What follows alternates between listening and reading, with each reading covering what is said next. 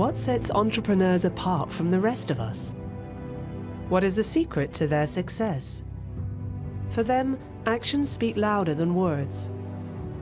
They don't hope for change. They drive change. A generation of daring women are taking this lead to build tomorrow's world. Today, women own more than a third of the world's businesses. But their grit, resilience, and dedication are not enough to navigate the intricate world of entrepreneurship. They continue to face gender bias. They struggle to balance life at home and at work. They face challenges to build their networks. They live under constant pressure to succeed. But they lack mentors, guidance, and the much-needed funding. Even today, women launch their initiatives with half as much capital than their male counterparts. Despite these challenges, women entrepreneurs are breaking stereotypes to lead creative and socially responsible businesses, to make a positive impact on their communities and in the world at large. From the Americas to Asia, in developed and in emerging countries, be it in agriculture or education, in science or healthcare, these women are taking bold action to lead the change they want to see.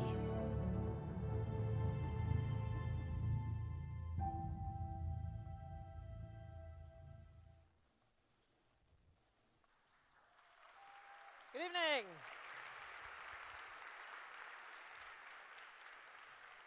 Your Excellencies, Mesdames, Messieurs, ladies and gentlemen, good evening, and a very warm welcome to the 2017 Cartier Women's Initiative Awards. Now, Cartier has been a byword for excellence since 1847, and women have been showing initiative, well, since time began. So how great to bring those two things together.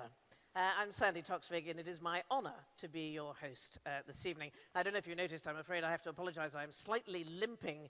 I come to you straight from a skiing accident, which is probably not something you hear every day on this stage in this great city.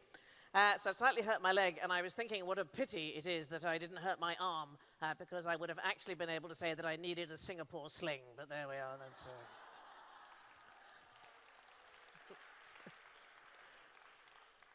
Honestly, the chances of that joke coming up again in my life are very slight. Now, it is a modern world, and of course we want you all to let everybody know about tonight by using our hashtags. There they are up there.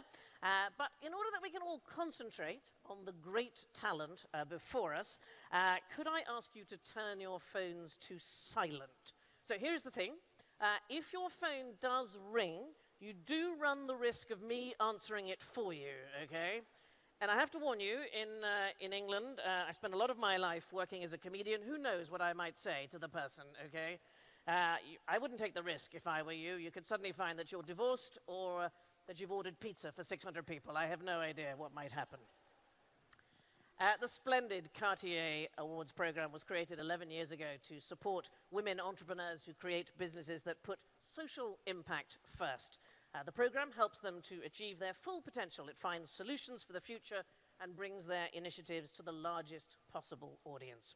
As Cartier's own history attests, it takes audacity to dream up an innovative business, to invent a new process, or perhaps challenge a traditional way by taking a path that no one has dared take before. You've got to be bold to explore new territories. You've got to have daring, I think, to imagine what others do not see. And I think of Agnes Joachim. She was a Singaporean woman of Armenian descent. She died in 1899, aged just 45.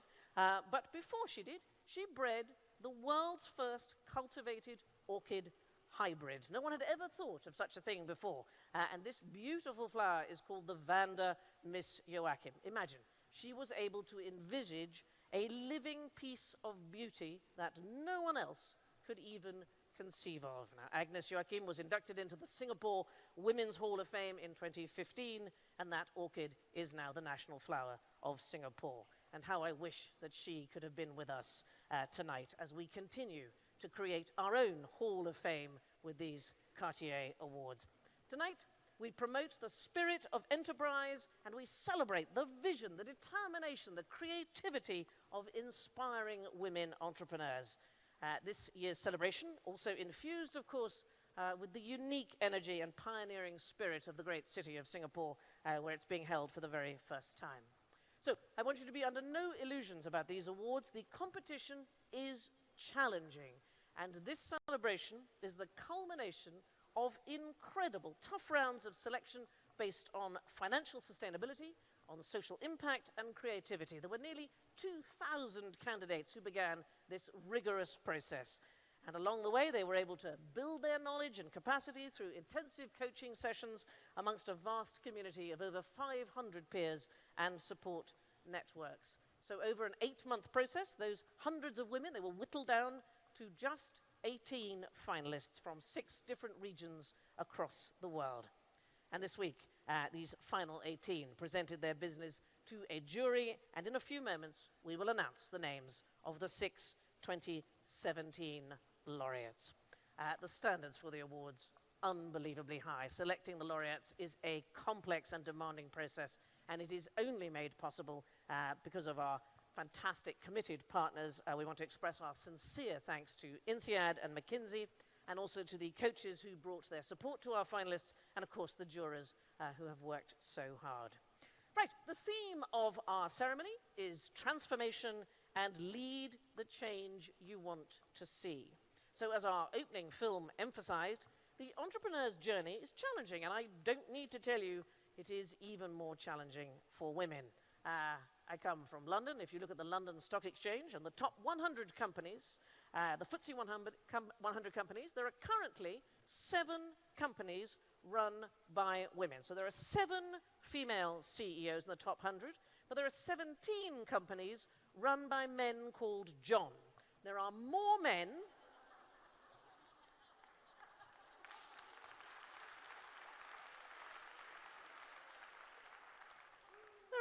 called John running top companies than there are women. There are 14 run by men called Dave. The obstacles faced by women entrepreneurs in their daily professional and personal lives are huge, and overcoming them requires tenacity, hard work, dedication, and boldness. So, let's kick off, and to start, we welcome, to address the very themes of the event, an actress, a TV host, a woman who served 2 terms right here in Singapore's own parliament, an entrepreneur who continuously promotes ordinary women doing the extraordinary. Please welcome Singapore's own Eunice Olsen.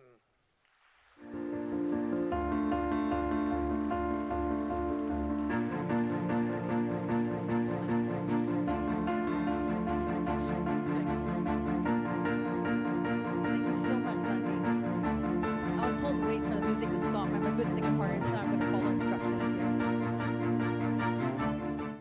There we go. A very, very good evening to all of you. I must say thank you so much to Cartier. This is so humbling being here, and I was just telling some of the finalists just now, it's so wonderful to see so many women finally in the front row. So thank you so much, everybody.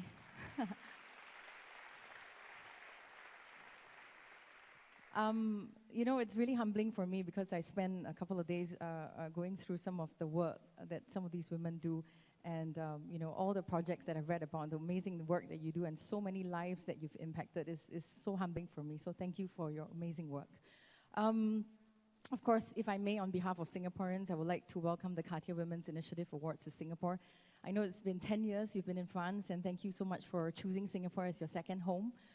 We have a huge push for entrepreneurship, and finally, definitely for women social entrepreneurs as well. I know a lot of you have flown from all around the world to be with us. I'm sure by now you know that we love our heat as much as we like our air conditioning. So yeah, please enjoy the aircon while it lasts. I was told also to share a little bit about the work that I do, and I only do so because my work is surrounded by amazing and inspiring women just like yourselves. I've spent about 15 years in the media industry, and in 2011, I spent most of my life hosting other shows.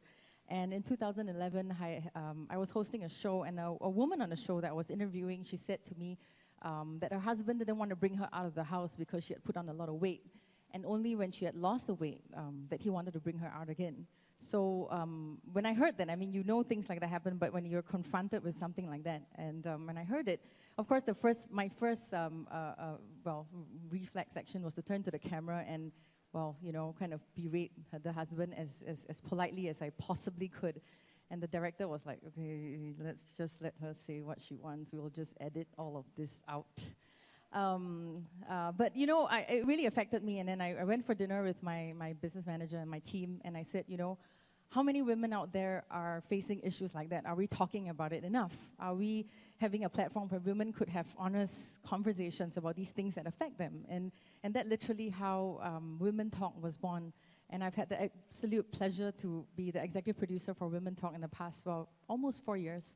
And we started the platform because two things. We wanted women out there to inspire each other, everyday women to inspire each other, because, you know, not all of us can relate maybe to a celebrity or can relate to a very high-powered woman, but maybe we can relate to each other because of the similar opportunities that we have.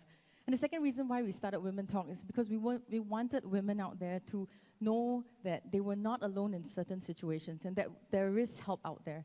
And we wanted to have a platform where women could have just these honest conversations and we could speak openly about issues that affected us.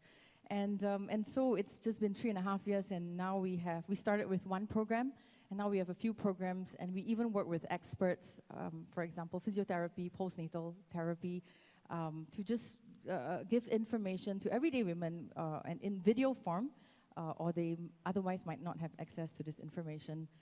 So that's pretty much a little bit about the social enterprise, a small teeny weeny social enterprise that I run. I was looking at today's beautiful theme of this event, and it says transform and lead the change that you want to see. You know, and I was wondering in a short 8 minutes and 23 seconds that I have left, how would I talk about the theme and at the same time, you know, kind of do justice to the show by telling you a little bit about the women that we interview and how they inspire me. And I looked at the theme and I thought, wow, what a big and beautiful statement, right? Transform, lead the change that you want to see.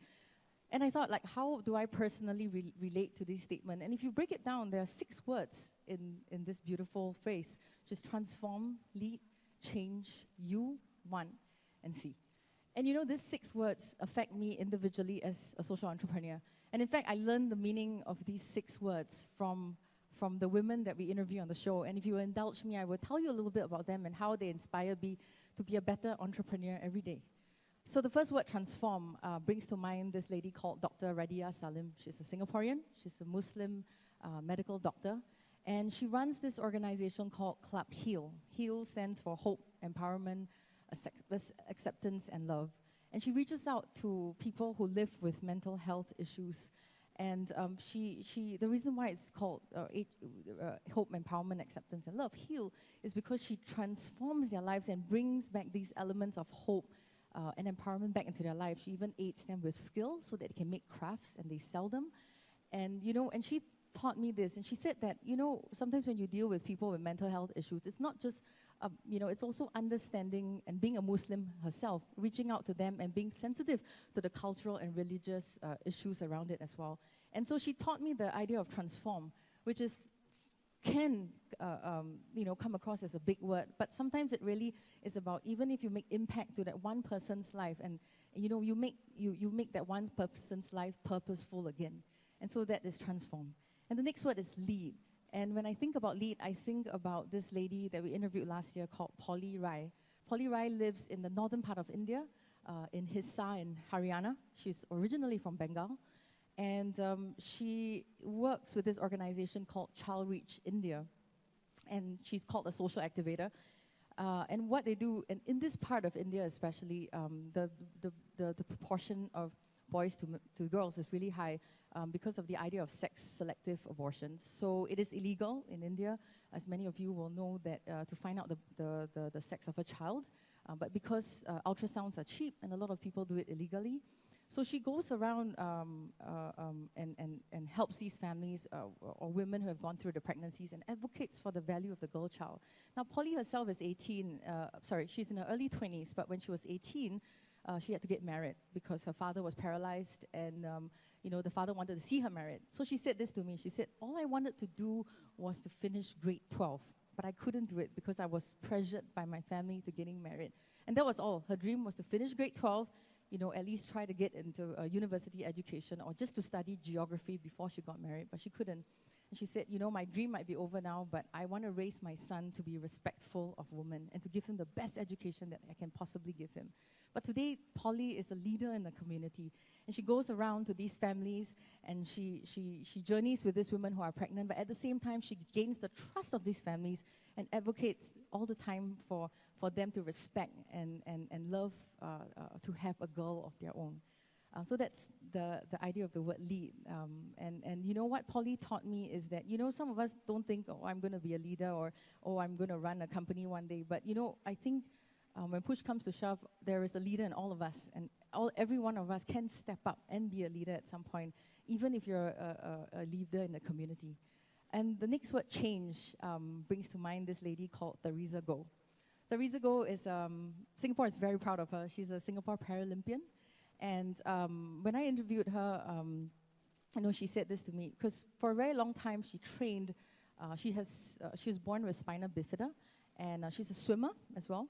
And she trained very hard to get into the Beijing 2008 Olympics, and she basically came out of school, concentrated and focused on training, 13 sessions a week, about 2 hours per session. She trained very, very hard. She gave 110%. She was aiming for a medal at the Paralympic Games in 2008, but she didn't place at all. And she said for 2 years, she couldn't get over it because she said, I gave my 110%, and yet nothing came out of it. And she said, so for 2 years, she had to change her perspective. And she said, it's so easy to say, oh, enjoy the journey and don't focus on the results. She said, but for her, she didn't really embrace that. And when she finally did, when she finally understood what it meant to embrace the journey and to embrace what it meant to go through that, and it changed her idea of being a swimmer. And finally, she trained very hard again. And in 2016, last year, at the Rio Paralympic Games, she got a bronze medal for Singapore. And so she taught me that even being a social entrepreneur, sometimes it's necessary for me to change my perspectives and to really appreciate the journey that I can go on with my team and with the women that we interview. And the next word is you. And this lady, she taught me the meaning of the power of you. And her name is Elvina Neo. She's also a para-athlete, also has spina bifida. Her sport is air rifle. And during the interview, she said to me, she said, Eunice, you should never focus on the 10 things that you can't do, but always focus on the million things that you can. And she reminded me that, it's also about believing in yourself and in believing that, you can do it. And sometimes it's really hard, and there are some days that, you're not sure how to go on. And she reminded me of always believing in the power of you. And to really focus on what we can do to change things. And the word want, it's actually an episode that we just released today. Her name is Lily Goh. She's deaf. She's also a social entrepreneur. And she started this organization called Extraordinary Horizons, EO Horizons. And for 8 years, she couldn't get a job when she finished Polytechnic. She couldn't get a job. And she had a few part-time jobs, and she said, I don't want to go into part-time jobs again. I'm going to start a social entrepreneurship, or social enterprise, and I'm going to create jobs for people who are deaf.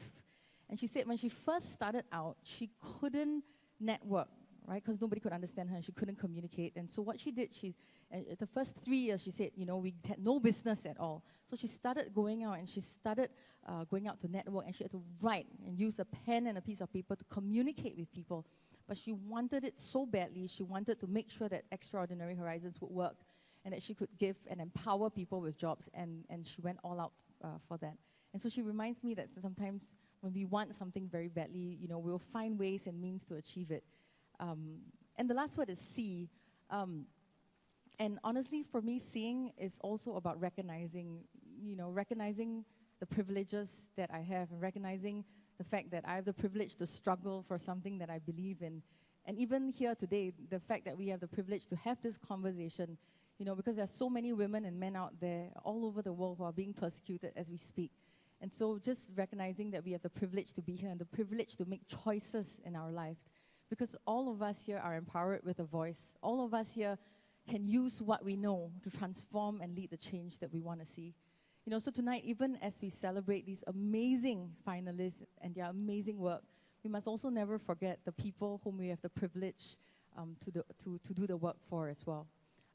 So I just want to say something to the finalists, that you are at Women Talk what we call the unsung heroine, and that I know it's really tough to be a social entrepreneur, and there are days that I want to give up, but I always remember the women that we interview, and I also remember that there are women like you all over the world who are struggling and fighting for something that you really believe in, and it gives me a lot of hope and definitely gives me a lot of courage as well. So congratulations to all of you for the amazing work you do and for the impact that you create in our world. And I really want to thank Cartier for celebrating the unsung heroine. Thank you so much for inviting me again, and I wish all of you a wonderful and a very fulfilling evening. Thank you.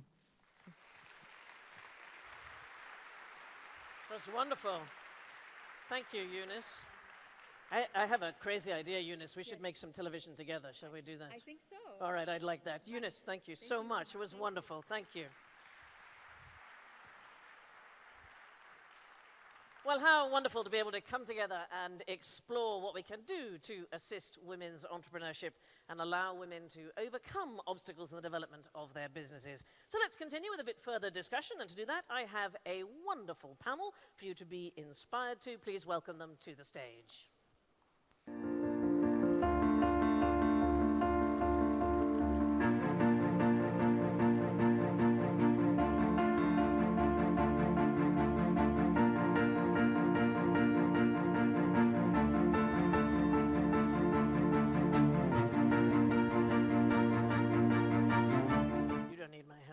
You're all right.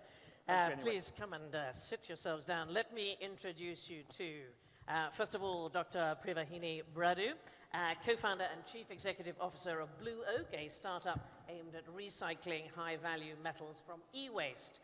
Then we have Rosalind Koo. Rosalind grew up in the United States, but is now based in the USA. I think you could call her a serial entrepreneur. I think that's fair enough. Also CEO and founder of CXA. Cyril Vigneron, CEO of Cartier. Just do that for just a brief minute there, like that.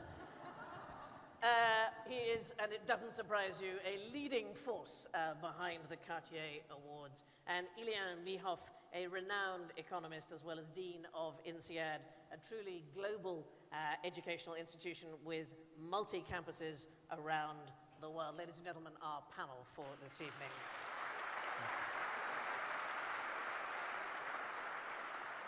I tell you what, before we get started with the discussion, let's just remind ourselves why we are here as we learn a bit more about the 18 entrepreneurs who are the finalists of this year's competition.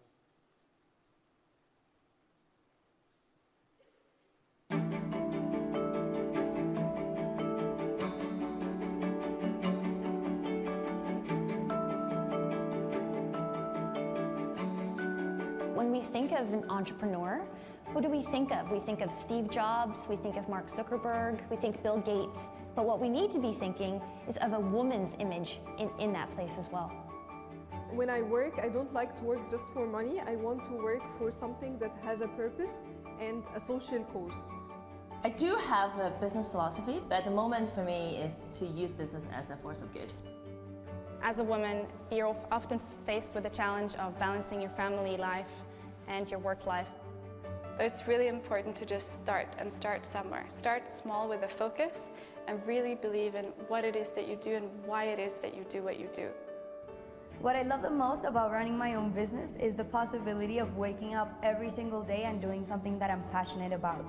If you have a dream, don't wait until the right time is there, just go for it.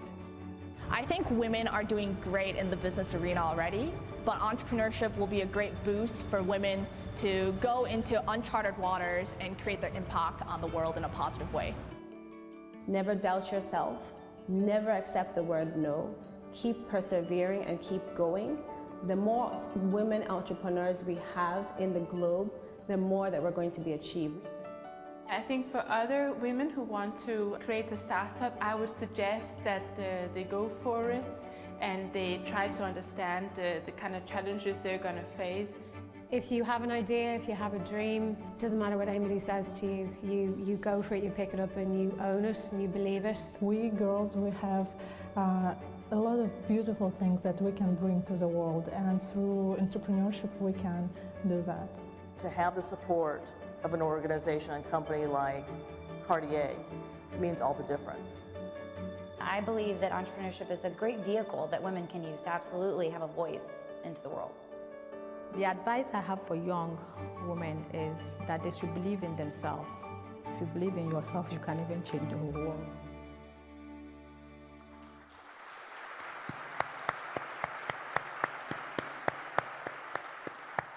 Well, I think we can see what a tough job the jury has had. What a fantastic and impressive collection of women. I think we can also see some of the challenges that women entrepreneurs have to overcome. So, Priva, may I start with you, please? You're also the founding CEO of Spark. So that's a not-for-profit initiative focused on promoting entrepreneurship in New Zealand, which has successfully helped start over 110 companies in the last 12 years. What do you see as the major obstacles preventing women entrepreneurs from thriving? And also, what are the opportunities? Thanks. So first of all, Cyril and I were talking earlier, and I'm one of those people, I find it really hard to focus on obstacles. The opportunities is the easier part. But just sort of being here and taking this moment to celebrate, I think is one of the opportunities that we can both create, but also sort of remind ourselves that really sort of pausing in a world of uncertainty and celebrating each other and celebrating the possibilities that we can create together is so important. And I've sort of been internalizing this for the last sort of several minutes. But back to your specific question, it's interesting. I had my academic and initial career in New Zealand, a part of the world which is sort of known to have one of the least gender discriminations in the world. And so when I first moved to the US to study, I did my MBA and then sort of worked with startups and then started my own company. It was interesting because under various circumstances, people would come up to me and say, do you think, X, Y, or Z said this because you were a woman? And I realized I didn't even think about it. It didn't even sort of strike me, right? And it was sort of over a few years that I realized that I'd come from a place of privilege. I think Eunice made this point, that I didn't recognize gender discrimination because I was fortunate to be in an environment where it didn't exist. What I also think how that helped me was that because I didn't notice it, I was almost like irrational about the fact that, oh, there must be sort of, something that I can overcome. And so, coming back to one of the biggest challenges that women face, and I think this applies to introverts versus extroverts, or different styles of leadership, is that, there is not as much sort of openness to embrace diversity, right? And I think women sort of represent one of the largest bodies of diverse viewpoints that unfortunately don't get represented in the ratios that they should, even though there are studies that have shown that women-led businesses perform better, for example. So I think just sort of this embracing diversity of viewpoints, I think it's scary for people to embrace views that are very different from their own. And I believe that the people who succeed, the businesses who succeed, women-led and men-led, are the ones who recognize that diversity of viewpoints actually allows them to have longevity, to last sort of longer in a world that is sort of so short-term cycle-driven. I'll tie off with opportunity. I think it comes back to one of my sort of most powerful quotes that a professor of mine in business school told me, and I have it on my phone as sort of the screen saver. It goes, the most important thing in being an entrepreneur or a leader is having a completely rational view of the obstacles that lie ahead of you, and a completely irrational belief in your ability to overcome them. And I think we as women, that's something that I think we can balance that, and we do that every day of our lives. Anyway. Do you know what I think I take from that is that we should all move to New Zealand. That's what I think. Wasn't New Zealand the first country in the world to give women the vote? I think it was. I think they led the way. I want to talk about one of my obstacles. This is my third startup. In my second startup, during the dot-com, I was actually commuting to KL from Singapore every Monday morning, coming home every Friday night. But I had to quit because one of those weekends I came home and my 6-year-old daughter had a 20-minute epileptic seizure. So I went to her school, and they've never seen me before. They didn't know I was the mother. They thought the mother was Filipino because it was my maid who brought her in. I found out she had a learning disorder. So you can imagine the guilt of a mother, you know, trying to build a startup in another country while my own daughter was doing that. And we went through that. So that was an immediate, you know, call to action and a wake-up call for me. And it's only now that I could do a startup again. My daughter's now 21, my son is 19. My daughter overcame her learning disorder and her epilepsy. She's graduating from Tufts University next month. Wow, that's fantastic. Right? So, but that was such a huge obstacle. My husband didn't feel any guilt, but I did, right? But Rosalind, do you think there is anything, I mean, you haven't been afraid to shake up the workplace in your approach to things. Is there anything that could be done, such as flexible working or a different way of approaching workplace? So the very things that you're talking about, we talk about mompreneurs, don't we? Yes. We talk about, you know, trying to balance it out. Is there, particularly in your situation, something that would have made it easier for you? Yeah, I mean, right now, we launched 3 years ago. We have 200 people. 100 of these people have worked for me before over the last 18 years. Most of them are women because we had to be flexible. I've gone through every part-time, work from home, work from another country, shared a job, onboarding people back. Because that's the hardest part. I mean, I took off for 3.5 years and I was a mother and I had the 2 kids before I accidentally invested in a dot-com and went and launched it. So since I've gone through it, I've found ways to keep the same people for 4 generations of companies. That's fantastic. But we have to give them skills and let them, you know, progress. And I have to say that the mum thing never goes away. So my son is going to be 23 today. He's very cross with me that I'm not there for his birthday. He said, "What do you mean you're in Singapore working? It's not right." I'm afraid the mum thing never goes away. Can I just make a quick point? I don't have any children, you know, and I've sort of chosen, at least at this point in my life, to focus on my startup. And actually, there was a study that recently showed that being an entrepreneur evokes the same feelings about your startup as having a child. They did sort of brain studies, and I relate to it. I'm like, that's my baby, right? And I think just sort of this, it would be really nice as sort of you know, on the other side of this as something to embrace in each other is we have the choice. Yeah.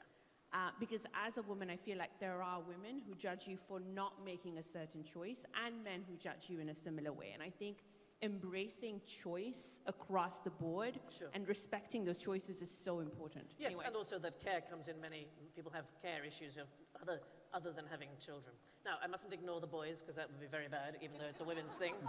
We're very comfortable. You're very comfortable, Cyril. I'm very glad to hear it.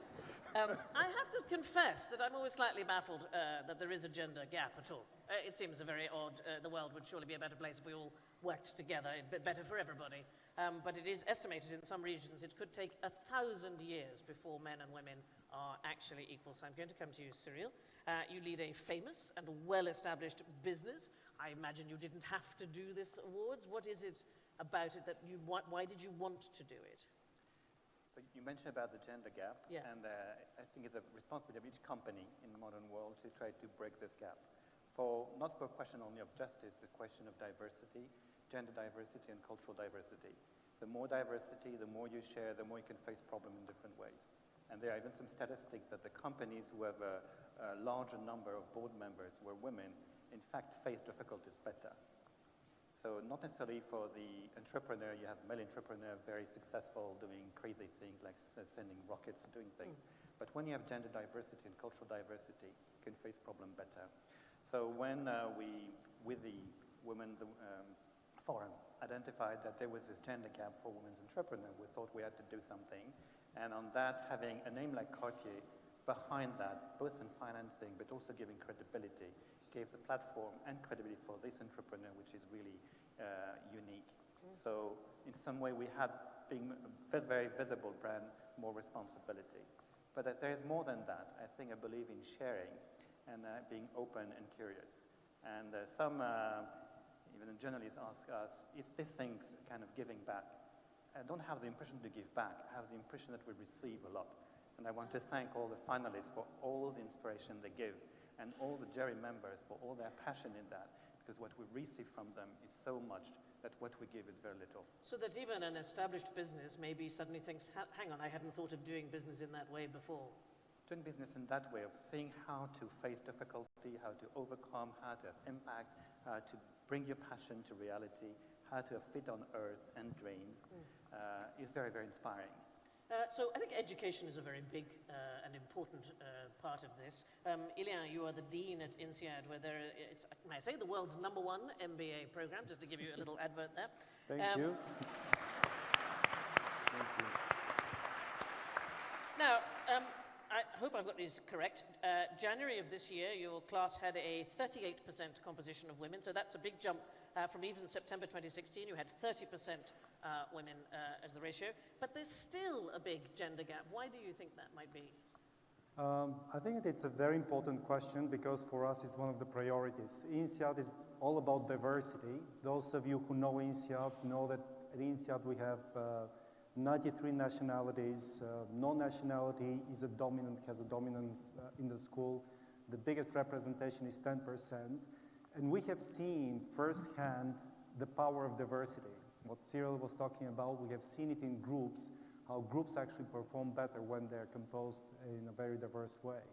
So for us, the gender diversity is just part of fulfilling the mission of the school, of creating impact, of teaching tolerance, inclusiveness, and helping these future managers and entrepreneurs develop as impactful and effective people. So the difficulty, we have put this very high on the agenda, but it has been difficult. And 10 years ago, I was on the Gender Diversity Initiative, the male member, I guess, of the initiative. We tried to look at what is going on. And one of the things that we noticed is that for us, trying to be a global school hurts us in this dimension.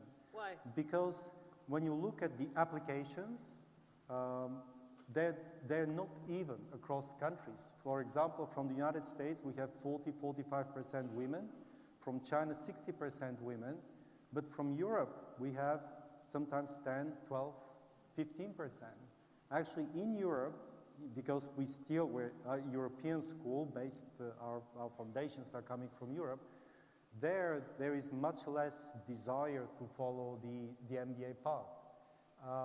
And I think that was puzzling. We started looking why, and it's about, I think, ensuring that this path is the right path for the respective candidate. We are a little bit, we take our students a bit older, so they're 29, 28, 29. By that time, many women already have children, so it becomes more difficult. So this year, I got this question very often. How did you get to 38% out of 30%? I must admit that the #1 helped. We have seen 30–40% increase in applications. So all of a sudden, we have a wider pool of people.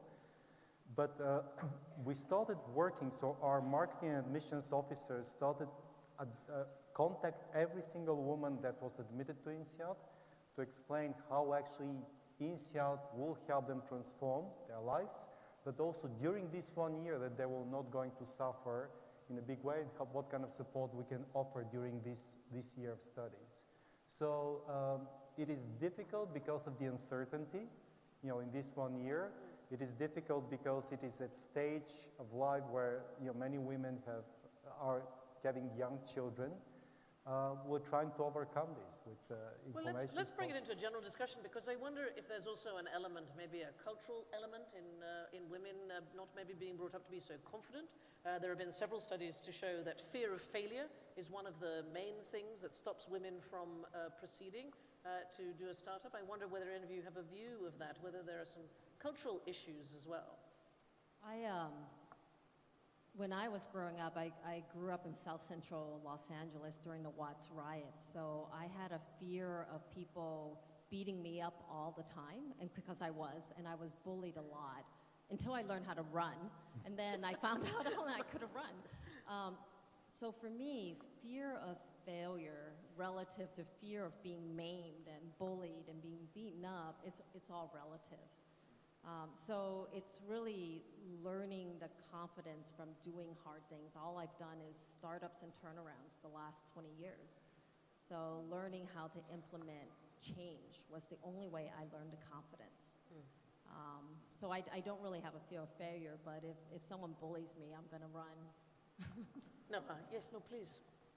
I actually might even say that more than the fear of failure, I think it's the fear of failing your stakeholders.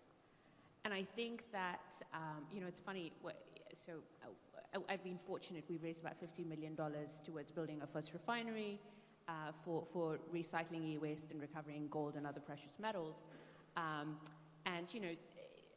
A number of my female entrepreneur friends, which I'm, again, fortunate to have when we talk about it, the common joke is, and I'm like, well, is this a right decision? Should I be doing this? The common joke is, well, a guy wouldn't think like that. And I think that it is sort of this desire not to fail your investors, not to fail your community, not to fail your employees, and not to fail sort of the various people who in your mind you feel like you owe this to. I wonder if that's sort of a flavor here. Well, what it sounds to me like is a tendency maybe for women to say we more than I. And maybe sometimes in order to start a startup, you need to say I a little bit more. What do you think, Saran? Well, I think this cultural thing is both for gender and for culture. In some ways, Americans tend to speak up and Asians still to be more modest. And for men and women, I think men and boys from their early age are taught to compete, and in many circumstances, women are taught to stay behind and to be modest. So the humility and modesty are more present. So men tend to be overconfident, and women tend to be over-modest. So we have to rebalance that. In some way, the same way when we receive a resume, if you look at American and Japanese, you have to upgrade the Japanese and decrease a bit the American. Because when it's overconfident and they want over-modest. But the same thing applies to men and women. Men are overconfident and women are too modest. And over-responsible and feeling guilty. Men never feel guilty and hardly responsible. So we have to rebalance that too. Rosalind. I want to give you a quote. The first time I pitched in this third startup, the Kaufman Foundation gave me some feedback, and he said, look, when men pitch, he typically divides their estimate by 10. When women pitch, he multiplies by 10. Wow. So after that, I was overestimating all my ability, right? That's what he said, right? He said, look, this is what investors think in Silicon Valley. So in general in business, are we saying that male attitudes continue to prevail in business? Is that true? Is it about being competitive and aggressive and, I don't know, sometimes overly harsh? Are those, you don't think so? No, I think it's changing. It's actually changing very drastically. If you look at sort of one of the more inspiring people I saw in recent times was the CEO of Pinterest. I'm sure you guys use it. He's sort of this really, at least came across to me sort of as an introverted kind of person. And he was on one of these sort of panels, and there was a guy who sort of, sorry for the detour, but it sort of highlights the point. Apparently, Ben Silverman used to do scrapbooking and stuff when he was younger, and so the moderator sort of went on to say, you must have had this passion for doing this since you were a child. I mean, it looks like you were leading up to this. And he was like, no, I just failed a couple of times and this happened. And I think, and I was like so authentic. And I think there's this sort of just general push towards authenticity. I think it shows through our political spheres where we don't know what to believe anymore. And when something seems authentic, across cultures, across genders, you want to latch onto that. So I think it is changing. So, Ilian, when you do teach the MBA, do you teach about networking? That seems to me that must be a very big part of business. I wonder if there are still deals being done by boys on the golf courses, or is that changing? I think it is changing. I think that going back to where business is conducted by men in this way, I think that today what we see is that more and more people want to work for companies that inspire them. People follow Rosalind because she creates some environment that is motivating people. And today, when I look at our MBAs, what I see is that, actually I talked to one woman from Lebanon about 2-3 months ago when they were just about to graduate, so in December, and I asked her, did you get a job? Which is the biggest question at the end of the year. And she said, yeah, I got something, but it's really not exciting me. I'm looking for something, somewhere where I can get an impact. So I think that it is changing. It's slowly changing. Of course, you have to at some point, to earn your salary.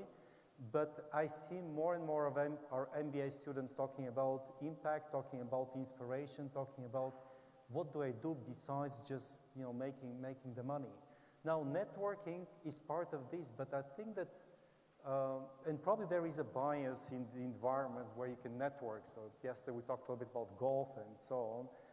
But networking is important because of the support that you get. I think that for me, one of the key benefits of this event is that Cartier, together with McKinsey and INSEAD, we're creating a network of women entrepreneurs that can go back not only to this group, but also back to INSEAD or to McKinsey, to Cartier, and then help in the next stage of their...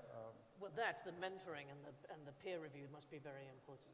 To come back on this question of networking, I think what is changing is that people used to see network as who is useful for their connections and their business relation and so forth. But one of the resources that is getting more and more rare in this planet is trust. So now we need to build a network of trust.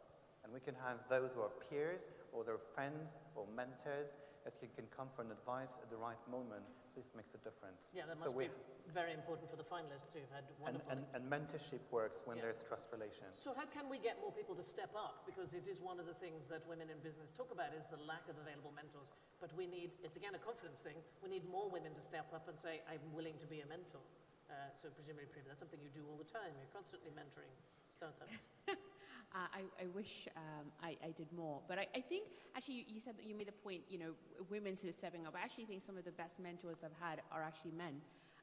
That might have been because in that generation there weren't as many women. So I think it is sort of about finding, when we think about actually going back to the point that you made about networking, and we like people who are like us, right? And when I think of one of the biggest sort of areas of discrimination I face is I don't drink alcohol. Now imagine the number of events that seem relevant for someone, it's amazing what nuances you find where you surround people around yourself like you, right? So I think appreciating viewpoints that are different from yours, appreciating cultures that are different from yours, appreciating perspectives that are different from yours, as a mentor as much as sort of as a leader is really important, because otherwise you're inclined to go after people and support people who basically look like your mirror image.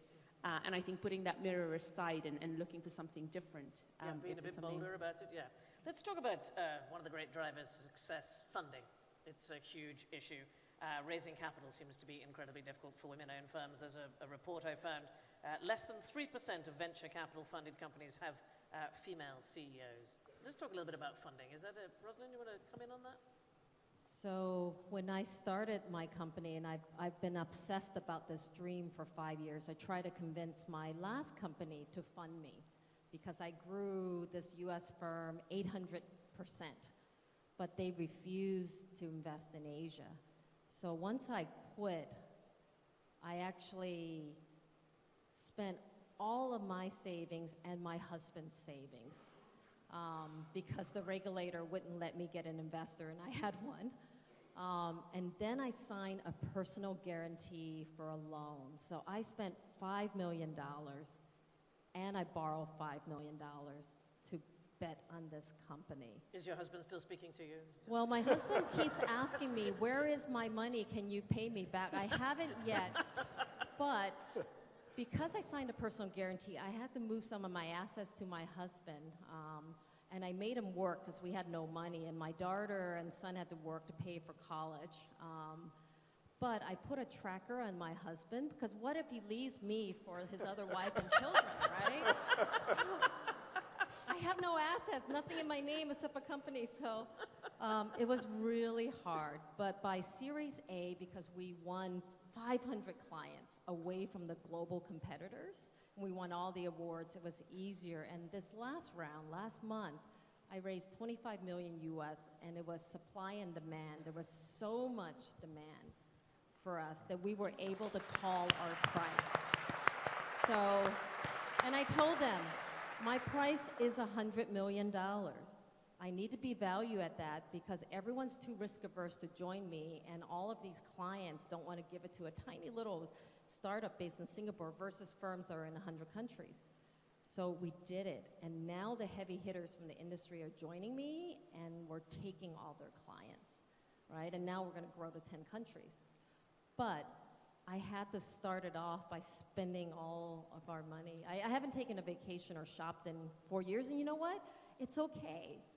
I found out it was okay to not have But the money. one resource that, well, you had two resources. You had courage, and your husband had $5 million. So that is He had 3.5.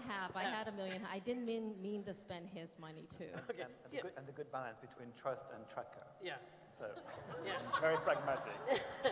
But it is a serious issue, I'm isn't hiding it? from my husband right now. Is he here? Is he here? I take you shopping later, it'll be fine. So it is a serious issue, isn't it? Funding is a very big problem. And that's a part of this award with that, giving funding, and when we give funding, then bank will lend more, and when there's also the credibility given by INSEAD and McKinsey, then the business case looks better. So then also the bank will lend more. Otherwise, it would just be reluctant for reasons they will not explain. So funding is an issue, and that big names and amount and all these credibility things make the difference. You know, I couldn't agree with you more, Cyril, because I feel like when you're in the valley, it's already hard as a female entrepreneur to succeed, but you forget how much easier it is in the Bay Area than anywhere else in the world. And so it is so important, I mean, again, when you look at sort of what you've created here, to have a stepping stone to even get to a stage through sort of INSEAD, through the networks, through the mentoring, to be able to access that pool of capital. And so, you know, when I think about the money that we've raised, again, I've been fortunate, but I also had worked with a few startups before I had the networks. I was in the ecosystem. So when we raised 50 million for our company, it wasn't easy, but it also was not something, it was like, we will get there, right? And to think of like being outside of that ecosystem, I mean, it's unbelievably important to even that playing field, to get people a little bit further. And I think this sort of allows you to do that. So I just we have to wrap up, but I want to wrap up on the subject of education, because it seems to me, Eliane, even before people get to the MBA, education should start at a much younger age. I would love every young child in the world to meet our 18 finalists so they can see what is possible. Presumably the education ought to start much sooner, not at the much later stage. It ought to be starting in our schools, do you think? Absolutely. I think that we are trying to solve a problem that has been there for a very long time, you know, for ages, for centuries. And today, there's clear evidence about the benefits of having the diversity, and Cyril talked about women on boards. I can cite tons of evidence. There are economics papers showing that if you improve women's education, then the country starts growing faster, because then actually the children are taken care of better and so on. So you have much more impact.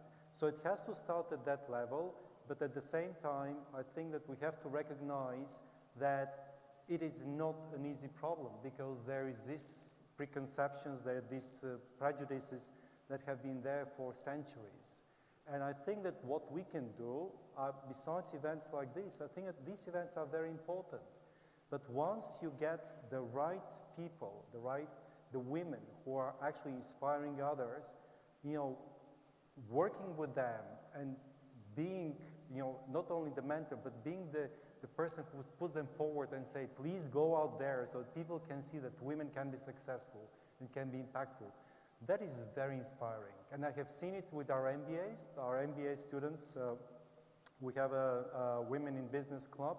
They organize events, and when they start bringing these successful entrepreneurs or CEOs, you're just thinking, wow, this is incredible, and I want to be like that. So I think that these events have a big role to play, but of course we have to go beyond them.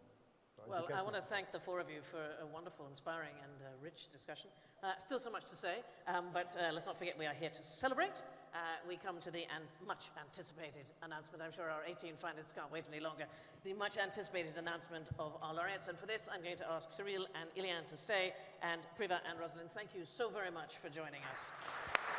Great. Excellent. Thank you. Thank you very much. Thank you, Rosalind. It was lovely. Thank you very much. Appreciate it. Thank you very much, my lovely. Will you be careful going down the stairs?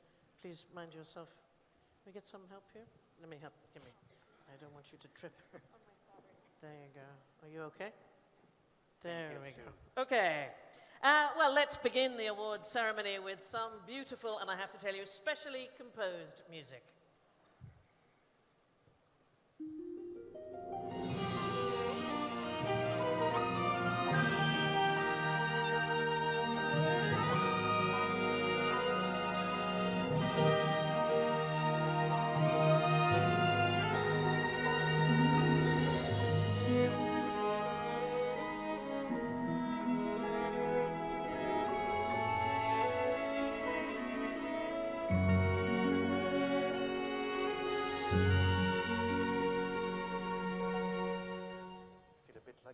I know.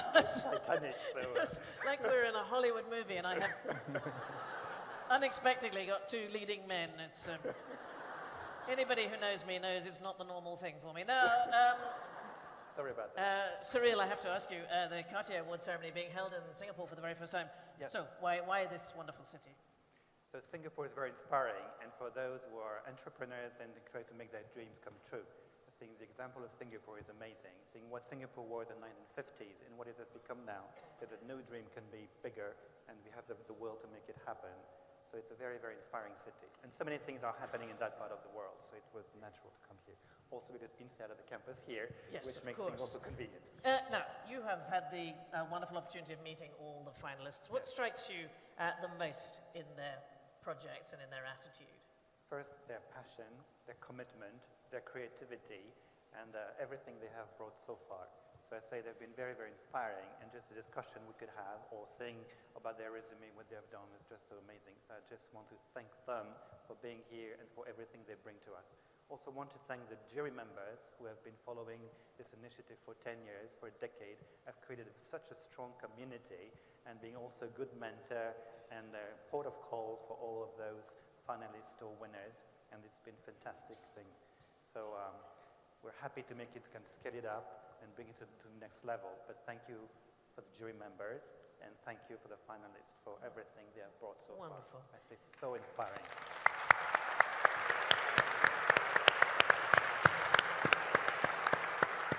And Iliane, why is it important for your business school, for INSEAD, to be partnering with the Cartier Awards? Well, I think that first of all, INSEAD is a school that cares about its impact. We're a mission-driven school. We are a not-for-profit organization. We're not part of a university. The only thing that is our focus is to ensure that we develop these future entrepreneurs, these future managers, leaders, who through their knowledge and expertise can create impact out there and accelerate growth, reduce poverty, and so on.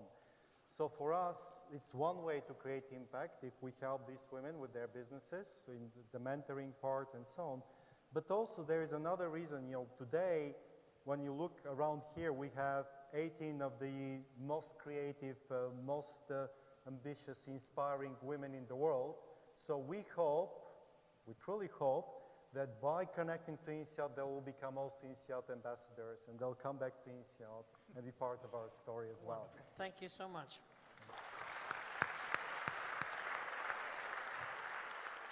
So, the moment has arrived. Nearly 2,000 candidates presented their project almost a year ago. There has been the strongest of selection processes to reach today's shortlist of 18 finalists. Whether they are invested in health, agriculture, food services, transport, special needs, water saving, or whatever else, all Cartier Awards finalists have in common their passion and daring. And do check out more about these amazing women in your program books or the app where you can read their biographies. The finalists are chosen for the excellence and feasibility of their business plans, and here's the key to the splendor of these awards, for the impact of their business solution on the lives of human beings or the society and the world at large. Our impressive 18 finalists have just spent the week here in Singapore, lucky them, for a series of entrepreneurial workshops, business coaching and networking sessions, and with an oral presentation of their business to the jury members. Let's see what the jury made of the 2017 finalists.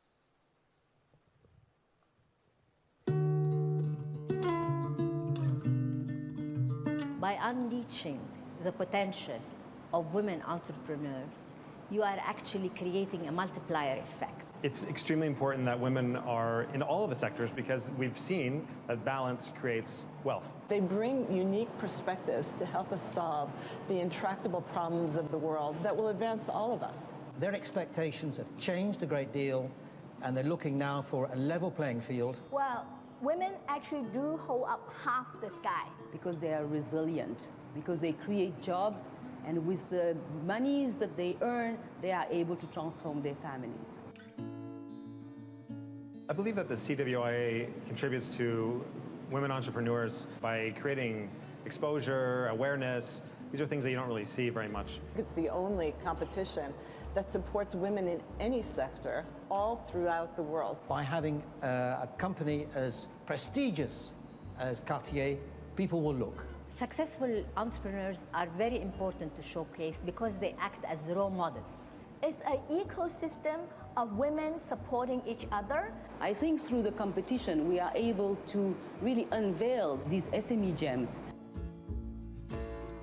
This year's finalists impressed us with their solutions for very, very big and important problems. Their enormous enthusiasm and drive and commitment, not just to their businesses, but to the public at large. The fact that we had a greater push towards technology when typically we haven't seen that in the past. So I was really impressed with that. The three projects are really touching all the core issues that we are having on the continent. What we are really pleased to see is the way how they are willing to disrupt the current market. They are role models for others. They're role models not just for other women, but for men.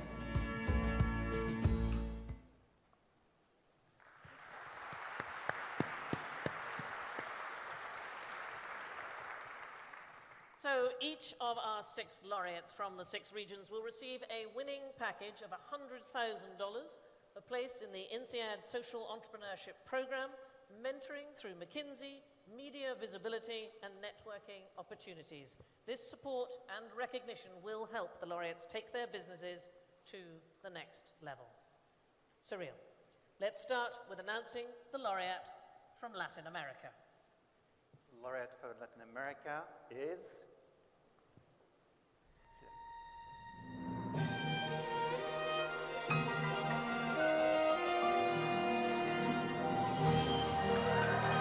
This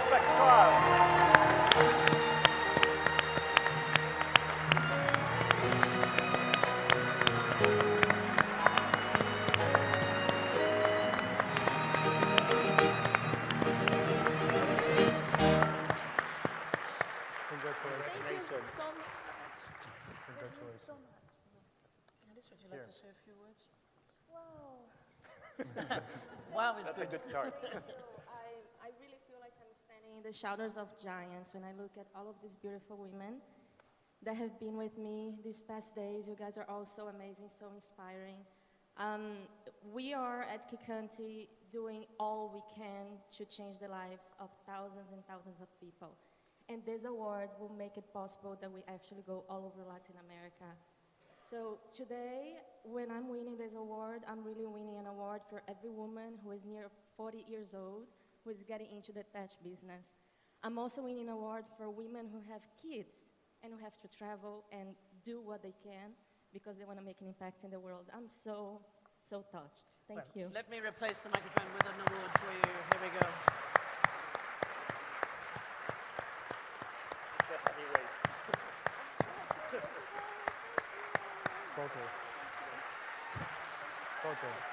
Congratulations, wonderful.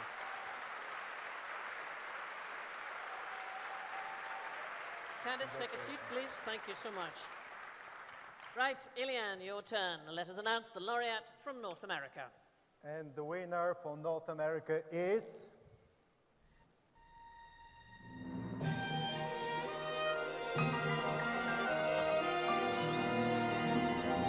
Katie Anderson.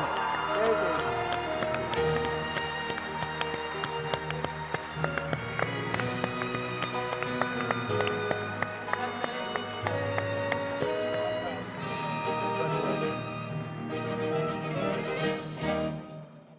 Whoa.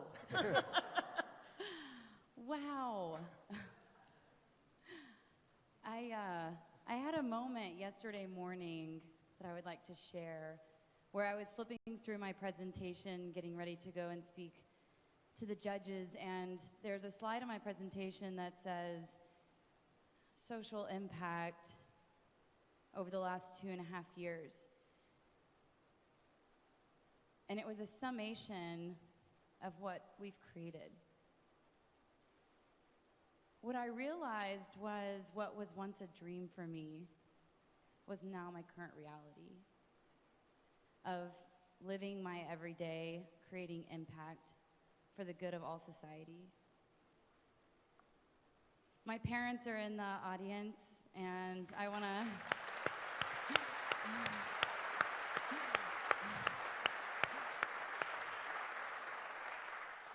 to thank them so much for the upbringing that they gave me and the value system that they instilled in me and the amount of love that I received and how much of an inspiration they are in my life and who I am today.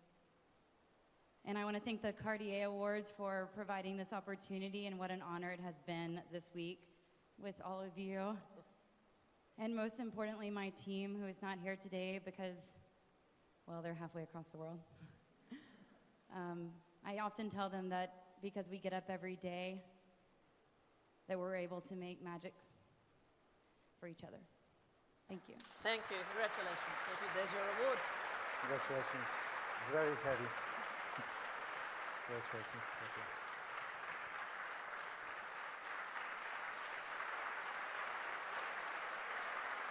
Congratulations.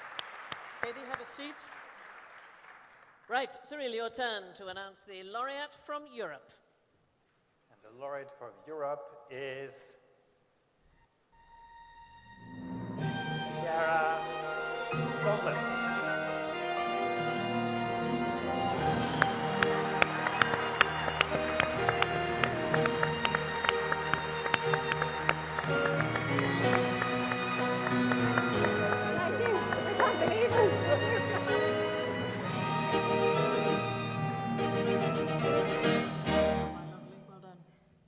Another wow.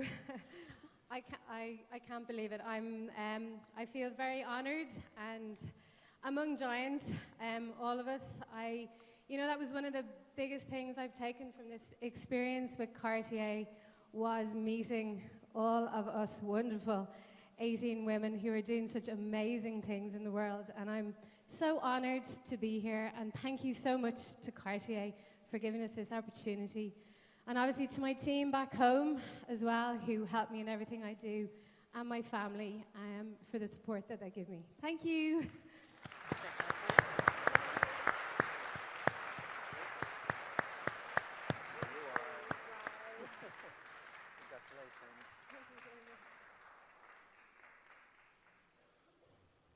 Congratulations, Chiara. Have a seat, my lovely. Take a seat. Ilian, let's announce the laureate from Sub-Saharan Africa. And the winner for Sub-Saharan Africa is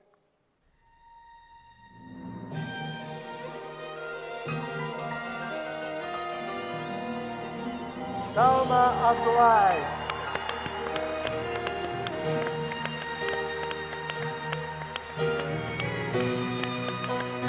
Congratulations. Well done.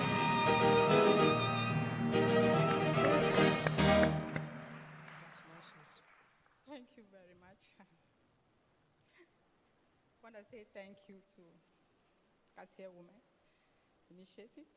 You have reposed a new confidence in me. Now I've made to believe that it doesn't matter who you are or where you come from. If they believe in your dreams, they will make it possible for you. Thank you very much. Congratulations, Sam. I also want to thank my family, my husband, for all his support, and my team back in Ghana. And I also want to thank Bruno so much for all the efforts you've put to see me stand here today. Thank you. Congratulations. This is your reward there. Here you are. It's very heavy.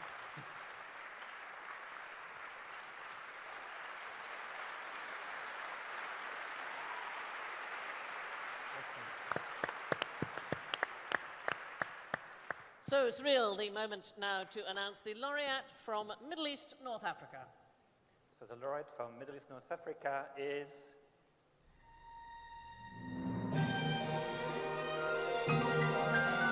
Sarah Christina Amignur.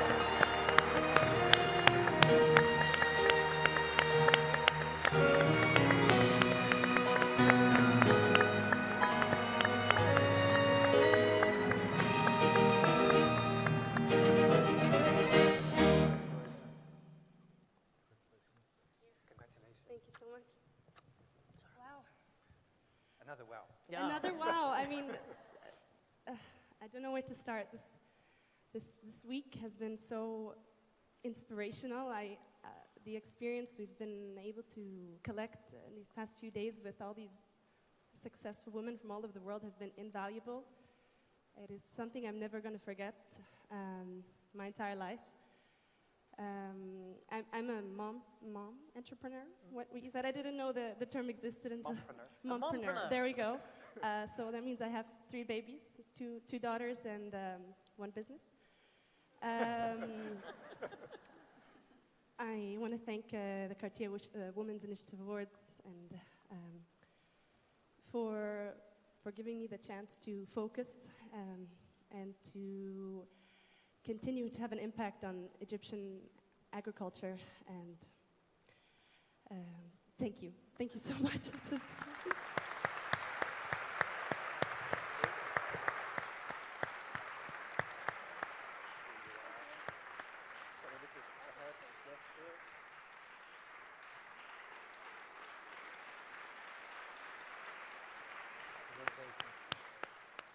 And last but by no means least, Ilian, let's announce the laureate from Asia Pacific.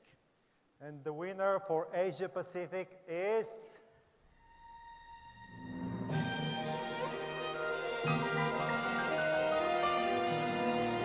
Trupti Jain.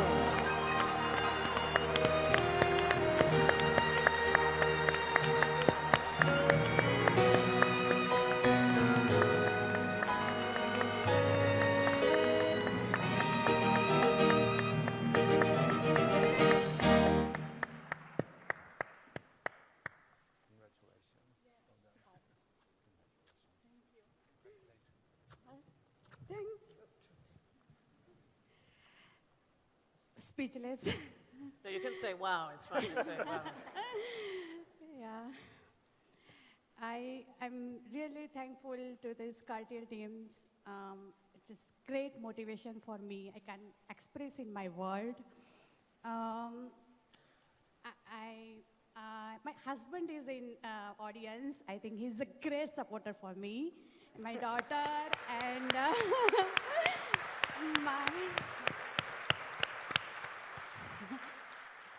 I think I am selected here to bring the smile on the millions of the poor women farmers across the globe. So, yeah, it's a privilege for me. Thank you.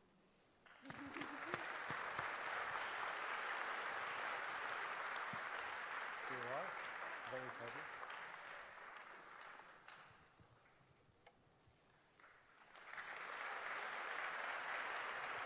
Congratulations. And thank you very much to Cyril and Ilya. Thank you, gentlemen. Please join me in giving one more round of applause for our 6 laureates for the 2017 Cartier Women's Initiative Awards.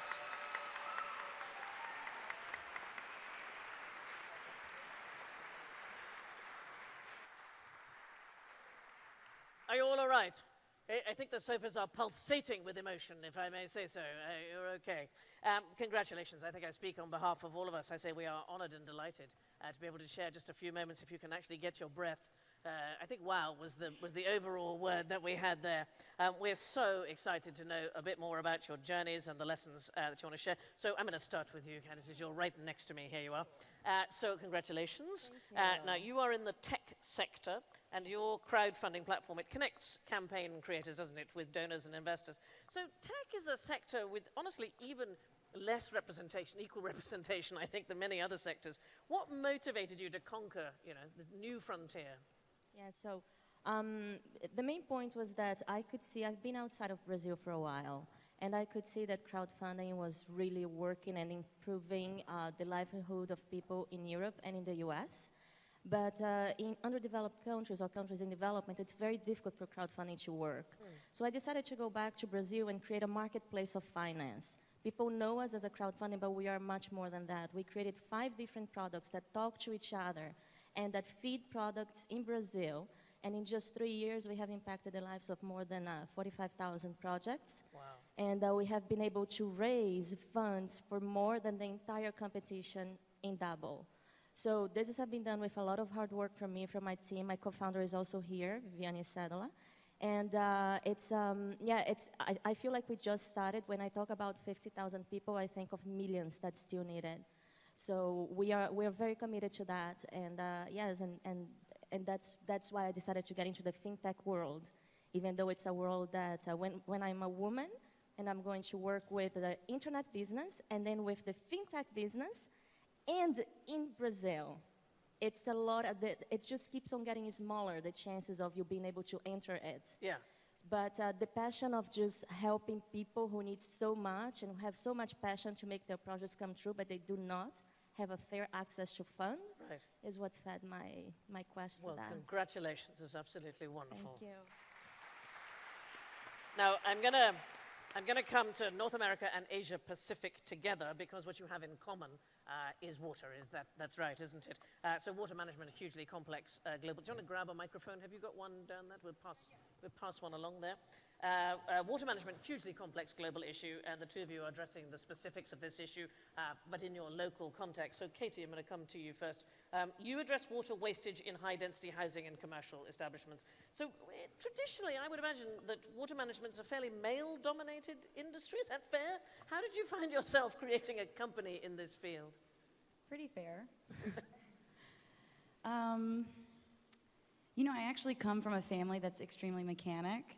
And I grew up with tools in my hands and fixed the first property that I ever did myself, along with 2 other teammates with me. So it is a very male-dominated field, and also I haven't really felt much challenges in that. One of my crew leaders is a woman, and she leads a team of men through properties making mechanical fixes. So for me, I'm actually inspired by being in that kind of industry at the possibility that women can have inside of it. And Tripti, you provide waste management solutions for farmers affected by drought and flash floods. Now, you are continuously working with male farmers. Do you think being a woman is, I don't know, is it more of an asset or a liability to address your daily challenges? I think in India, women are most ignorant community in agriculture sectors. I mean, although the 86% works done by the women in agriculture sectors, but their works are not recognized, and they don't have any property rights or land rights on their own name. So we have thought to work with them, and then with these innovations, not to just to provide them the water rights, but to solve their problems and improve the livelihood among them. Wonderful, thank you. I'm going to come to Sub-Saharan Africa, and Amina put you together, Salma, and is it Sarah or Sarah? Sarah. Salma and Sarah, you're both in agriculture-related businesses. So Salma, you decided to tackle malnutrition by promoting a nutritious and climate-resistant, it's an extraordinary thing, an indigenous cereal. Funio, is that how it's pronounced? Yes, please. Funio. Bringing innovation and changing habits, that's a huge challenge in any context. So what support did you get from other women in your quest? Did they think you were crazy, or did they think it was wonderful? Frankly, they thought it was crazy because they said nobody is producing this crop, it's gone extinct. Right. And, you know, do you think you have what it takes to bring it to light again? And I told them this is a legacy I want to leave behind. I want to build a multi-million company that will impact more lives when I'm dead, and I'll be feeling happy in my grave that I'm still feeding millions of people even if I'm not dead. So there were a lot of obstacles, but I just, you know, closed my eyes and my mind to it. That's the only way, isn't it? You've got to have the Yes. vision and just have the courage as well. Yes. Yeah, fantastic. So Sarah, in Egypt, you're also in agriculture. You Yeah. harvest and deliver organic produce, is that right, directly to customers in large cities? We source organic and premium produce, so together clean food to people's homes directly from the farm. So you mentioned that you're a mompreneur. We've come up with this now. Yeah. And we saw wonderful pictures of you with your family. I wonder how difficult it is to balance your business and family life. But also I was wondering, maybe the children were the inspiration, in a way, for wanting to bring fresh food to people. That's definitely the case. So as a lot of us know, once you have children, their health becomes a lot more important than our own health. So when I was pregnant with my first daughter, that's when I started thinking about this need of clean food in Egypt. And I wasn't the only one. There's absolute lack of transparency and overuse of pesticides and chemicals. So it was a real need, and definitely being a mom and an entrepreneur at the same time, I mean, I couldn't do what I would be doing without being an entrepreneur. So I work. What does that mean? It means I take my children to work with me, and I work after they go to bed. It's kind of like, as I said, my third baby. Yeah. They just kind of interlink. There's no separation, and they're very much part of it. It's wonderful. Yeah. Chiara from Europe, is that right, Chiara? Is that right? Chiara, you're in a very female sector. That's fair, isn't it? Lingerie. But lingerie of a very special kind, because you design, manufacture, and sell post-surgery lingerie for women. So I don't want to upset any of the wonderful and supportive men in the room, but I think only a woman could have come up with this business. Is that fair? Well, it's interesting actually, because up until we came on the scene, a lot of the lingerie in the sector was designed by men. And that's actually one of the things that we've done, is we've turned that on its head, and now the woman is at the center of the design and how we look at it. And we involve actually them in all of our products. That's fantastic. So I don't want to in any way ignore the other finalists. I want to know how it's been this week. Does anybody want to tell me how it's been this week, that all of you being together? Well, if I can continue, seeing as I have the mic. It's been absolutely amazing. Like that's, well, as I said, I said that meeting all of them, all of us here, has been an absolute inspiration. When we heard each other's stories for the first time, we were literally all blown away. Every single one of us is doing something great for the world and giving back. All of us are social entrepreneurs, and it's amazing to be able to have businesses and also to give back, and we're also passionate about it as well. So. Well, one of the things we talked about with the panel was funding. Salma, I wonder whether the injection of funding is going to be helpful to you. Yes, it's going to really be helpful to send the business to the next level in terms of impacting more even on society, because we use some of their money to still support more of these landless women, we call them, to continue to produce this crop, to impact on their lives and make the communities more resilient to the climate change of which we are all fighting globally. And we will also open more markets and to make it a market-led approach so that we can sustainably increase our financials to be able to sustain this company in the long term. I was also thinking, just the recognition of the award, so if I can just pass the microphone to Candice, you were talking about how much you want it to grow and so on. Presumably, if you say, and we've won this award, that is an assistance to you in terms of building your business. Absolutely, and it's not only the money, but it's also the connections. My jury members are also people who can help me with insights, intel, contacts. So just the whole brand Cartier, when it adds to what we already do, brings so much power and so much access to us. So when I'm looking at expanding into countries that I don't know yet, who will be my right partners? Having the brand Cartier, having contacts that Cartier have introduced to me, will really make this a much, I wouldn't say easier, because nothing in the startup world is easy, but it's going to definitely make this faster. And I really appreciate that. And I want to know if all of you think that you will stay in touch with each other. Do you think that? For sure. This is a new sorority that has been created, absolutely. Is that right? But how wonderful to have it as an international group. I think it's fantastic. Thank you so much, all of you, for sharing your inspiring experiences, and many congratulations. We talk about the ripple effect that we need to create, and my guess is it begins with you, and you will be leading the way to disrupt the status quo, and all power to you.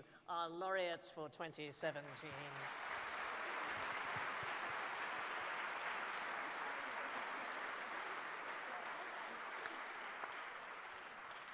Well, I'm sorry to say that brings us to the end of this year's Cartier's Women's Initiative Awards. But here is the good news. We are already looking ahead to next year's competition. The call for applications will be opened from May the 15th to August the 31st. So see you here next year in Singapore to celebrate the finalists of the next competition, and more generally to celebrate women's entrepreneurship. Now, I have even better news. You are all invited to join us for a cocktail at the food restaurant, where I shall have that Singapore sling. And you will be able to meet the laureates, the finalists, the jury members, the coaches, and the Cartier Award community.